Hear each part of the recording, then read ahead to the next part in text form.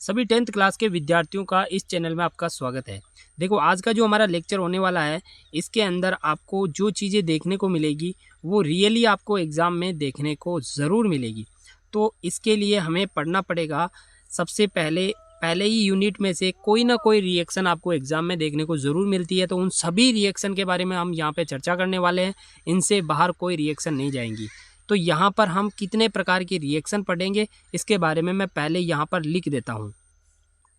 तो यहाँ पर पहला ही क्वेश्चन देखते हैं। नीचे दी गई रासायनिक अभिक्रियाओं के प्रकार लिखिए। यहाँ पर प्रकार लिखना है, परंतु आपको इसके साथ साथ में मैं आपको इसकी परिभाषा और इसके एग्जाम्पल आपको समझाऊंगा।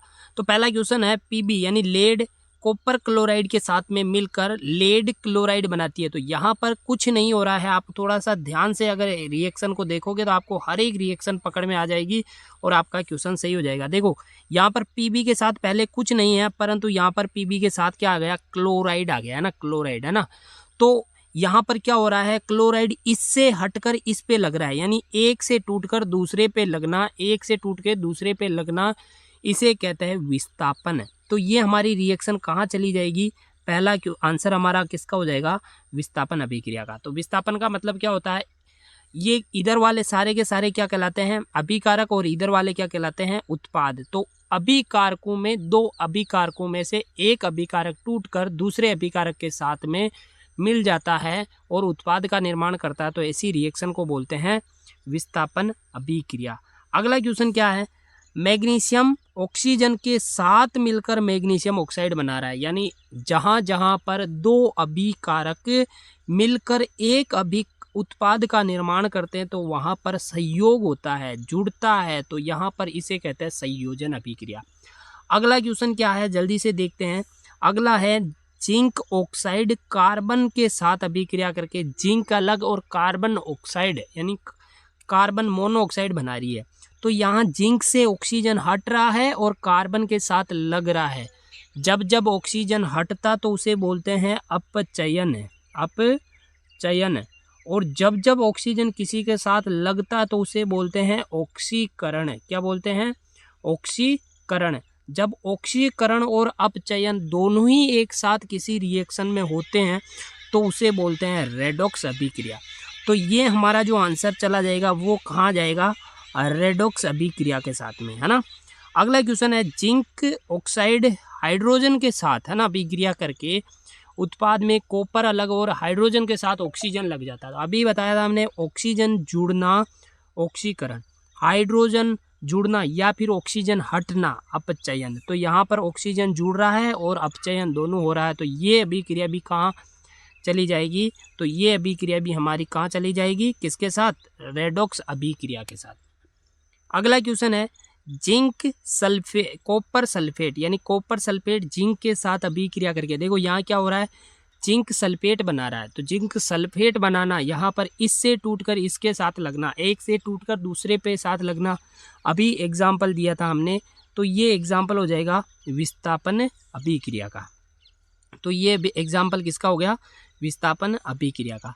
अगला क्वेश्चन, कॉपर सल्फेट के साथ फेरस, है ना, आयन रिएक्शन करके फेरस सल्फेट बनाता है। इसके साथ साथ कॉपर को अलग कर देना है। देखो यहाँ पर भी क्या हो रहा है, एक से टूटकर दूसरे के साथ जुड़ना क्या कहलाता है, विस्थापन अभिक्रिया। तो यहाँ पर भी कौन सी अभिक्रिया हो रही है, विस्थापन अभिक्रिया हो रही है।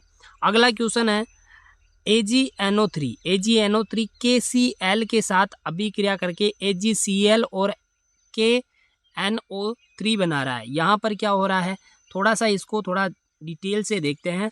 यहाँ पर Ag, है ना, यहाँ पर AgNO3 किसके साथ अभिक्रिया कर रहा है, KCl के साथ अभिक्रिया कर रहा है। तो ये अभिक्रिया करके क्या हो रहा है, यहाँ पर NO3 किसके साथ मिल रहा है वापस, KCl, और Cl किसके साथ, Ag के साथ। तो यहाँ पर एक बार नहीं टूट रहा है, दो बार टूट रहा है। ऐसी अभिक्रिया को बोलते हैं द्विविस्थापन अभिक्रिया।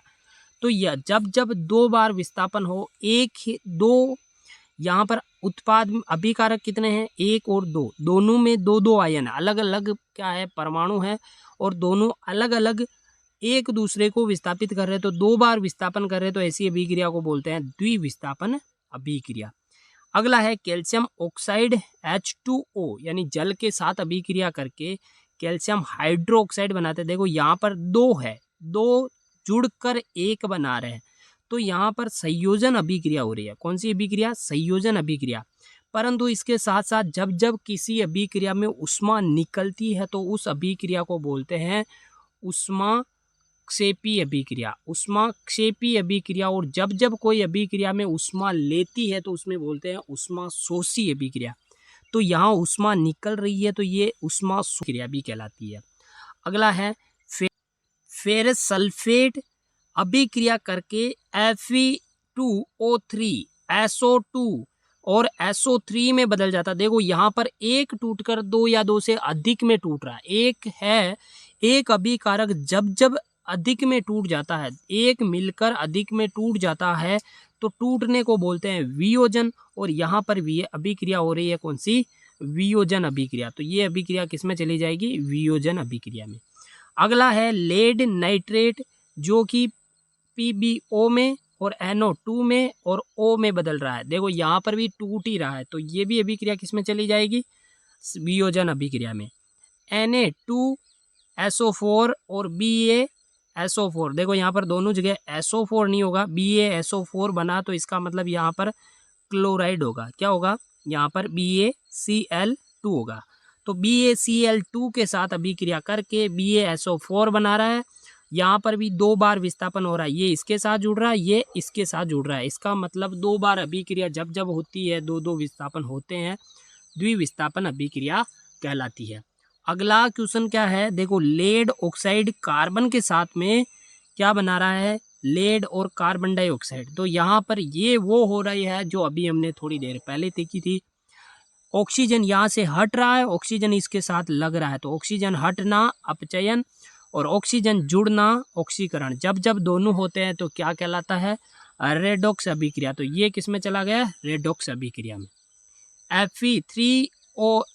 Fe2O3 और एल्यूमिनियम, ये दोनों अभिक्रिया करके क्या बना रहे हैं? Aluminium oxide. तो यहाँ पर एल्यूमिनियम किसके साथ?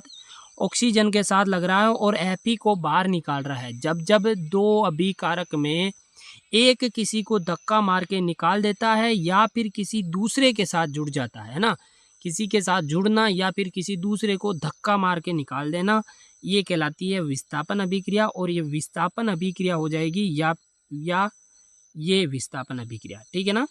अगला है MnO2 और HCl। यहाँ पर Mn के साथ ऑक्सीजन है परंतु यहाँ ऑक्सीजन नहीं है। यहाँ पर किसके साथ है? हाइड्रोजन के साथ ऑक्सीजन नहीं है परंतु यहाँ ऑक्सीजन है। जब जब ऑक्सीजन टूटता है तो क्या कहलाता है? अपचयन। और जब जब ऑक्सीजन जुड़ता है तो क्या कहलाता है? ऑक्सीकरण। जब दोनों होती है तो क्या कहलाता है? रेडॉक्स अभिक्रिया। तो ये क्या हो जाएगी? रेडॉक्स अभिक्रिया। अपना लास्ट क्वेश्चन है, लास्ट के अंदर क्या है? कैल्शियम कार्बोनेट है। कैल्शियम कार्बोनेट से क्या बन रहा है? कैल्शियम ऑक्साइड और कार्बन डाइऑक्साइड। तो यहाँ पर देखो एक अभिकारक जब 2 में टूट जाता है तो टूटने को बोलते हैं वियोजन। और यहाँ पर अभिक्रिया कौन सी हो रही है? वियोजन अभिक्रिया। तो आपको ये सारा कुछ समझ में आ गया होगा कि कितने प्रकार की अभिक्रियाएं होती है और अभिक्रियाएं किस प्रकार से होती है। अगर आप वीडियो को अच्छे से ध्यान से देखोगे तो ये सारा कुछ आपको डिटेल से पता चल जाएगा। तो वीडियो अच्छा लगा हो तो लाइक कीजिए, अपने दोस्तों के साथ शेयर कीजिए, क्योंकि आगे भी और वीडियो आने वाले हैं। देखो दोस्तों, मैं पूरा आपको पढ़ा तो नहीं सकता हूँ परंतु पूरे के पूरे चैप्टर आपको रिवाइज ज़रूर करवा सकता हूँ। तो बने रहिए हमारे साथ में। Thank you. मिलते हैं नेक्स्ट वीडियो में, तब तक के लिए जय हिंद, जय भारत।